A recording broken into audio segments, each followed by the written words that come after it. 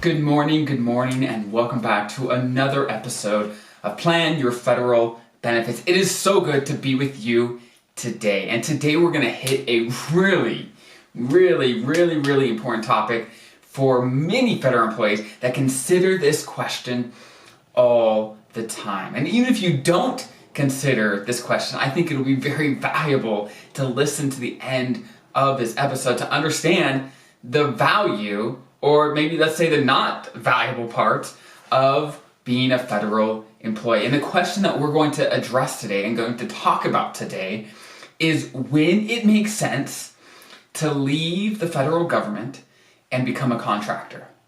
Because many federal employees are considering this all the time, right?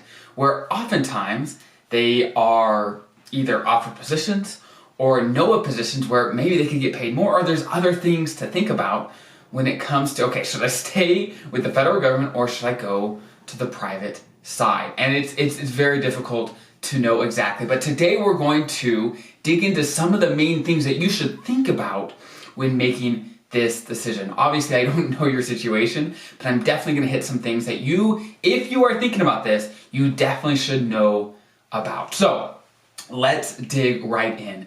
And the first thing that we definitely have to talk about is salary. And I mentioned it. And that is because that is probably the number one reason why people want to leave the federal government, is to go get a job somewhere else that's going to pay more. And oftentimes, because federal employees can be very attractive employees because of security clearances, because of good skills that they have and experience that they have, often they can be compensated very well on the private side. It depends on your position, it depends on lots of things, but that often is the case.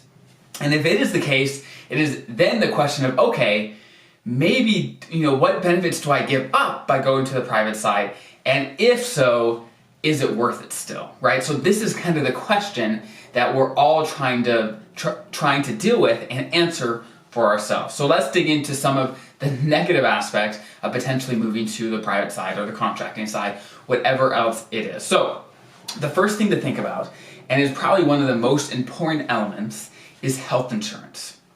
We all know health costs are going through the roof. Health insurance is going through the roof. Every year it is still increasing pretty significantly more than inflation. So having a good, affordable health plan is essential, especially now and in retirement. Now, many contractors or many jobs on the private side will in fact have some great insurance plans. They will have great health insurance. So what's the issue? Well, the issue comes into play because much fewer contracting companies and fewer companies on the private side allow their employees to continue on their employer-sponsored health plan into retirement. That is the issue more times than not, is that, yeah, you have great insurance while you're employed, but do they allow you to keep your health insurance into retirement? And if so, does the price change for retirees that aren't continuing to work for the company?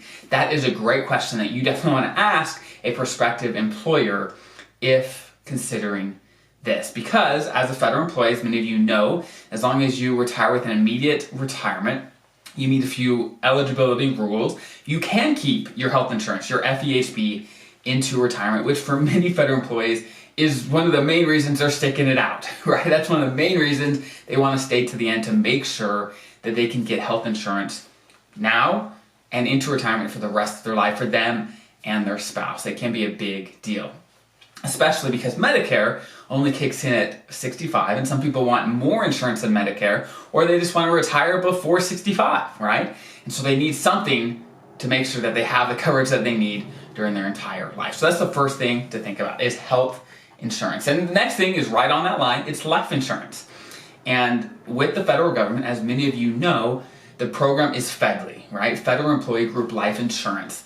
And I'm not saying this program is perfect and perfect for everyone, but one thing it is very good at is getting coverage for basically any federal employee, regardless of health issues. Now, if you need coverage on the private side and you have some health issues, sometimes many insurance companies just won't cover you, right? And so if you are in this boat where you cannot get life insurance on the private side and you really, really need life insurance, well, federally may be your only option. You definitely want to think about this because obviously the chances of someone passing away and leaving, let's say, kids or other responsibilities may be relatively low, but it may be something to think about when considering this decision. Okay, do I need life insurance? And if so, where can I get it? And if federally is the only place that you can get it, you may consider staying with the federal government. So that is the second thing to think about. So, okay, one of the most important things to think about for retirement when it comes to considering this question is your pension. Now, many companies on the private side have a plan very, very similar to your TSP. They have a 401k, a 403b. They have some sort of investment plan that is similar to your TSP. Now, what is much, much less common is to have a pension plan on the private side. Some companies still do. They still do.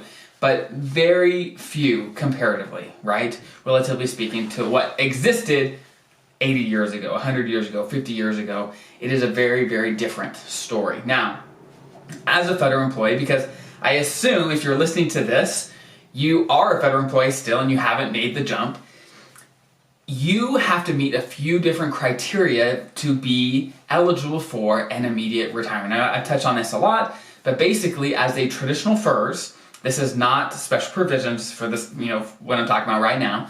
You have to meet your minimum retirement age with 30 years of service, or age 60 with 20 years of service, or age 62 with 5 years of service. And if you meet one of those criteria, you are then eligible for an immediate retirement, which means you can get a pension right away and you can keep your health insurance and you can keep your life insurance if you want to. Life insurance does get more expensive as you move into retirement depending on which options you pick, but you're eligible to if you retire with an immediate retirement. So if you're close to one of those criteria, right? Let's say you're close to your minimum retirement age and 30 years or age 60 and 20 years or age 62 and 5 years. If you're semi-close to one of those milestones, then it may just make sense to push it out to the end and to make sure that you get the pension that you deserve, right? Now, if you're a little farther away, maybe the decision will be a little harder. So say, hey, if I want a full and immediate pension,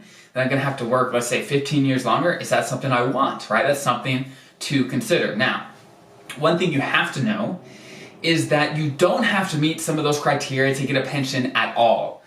The only difference is once you meet the eligibility requirements for an immediate retirement, you can get a pension right away, right? If you have over 5 years of service, you can get a pension. It just won't be till age 62. So let's say you're 45, you got 10 years of service, you leave the government and go take a contracting job. You can still get a pension, it just won't be until 62.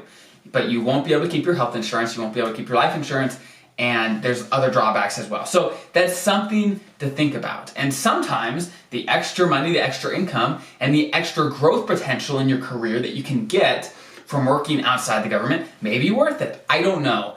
I'm not trying to scare you to not leave the government, but what I do want to make sure that you understand is that there's some direct trade-offs. You definitely want to talk with your prospective employer to say, hey, here are some of my concerns. What do you have when it comes to retirement benefits and all these things that may mitigate the need for some of these things? So hopefully that was helpful, because I know many, many people think and consider leaving the government for a contracting position. And again, this is not a one-size-fits-all. It does not make sense for everyone to stay with the federal government for their entire career. And it doesn't make sense for everyone to take off and go on the contracting side of the private world, right? It just depends. And it's up to you to make your finances work. Obviously, many, many people on the private side make their finances work because they don't have the pension, a lot of the benefits that federal employees have, but they make it work because they plan accordingly. So the most important thing is to say, hey, what is important to me? What benefits are essential for my retirement plan, for my financial plan, and what's the best way to get there, right? That is the most important thing, to create a plan that makes sense for you, that you're comfortable with, that you can execute on from now until retirement, regardless of where you work, right? That is the most important thing. So I hope that was helpful. I hope you guys have a phenomenal rest of your day, and I'll see you next time.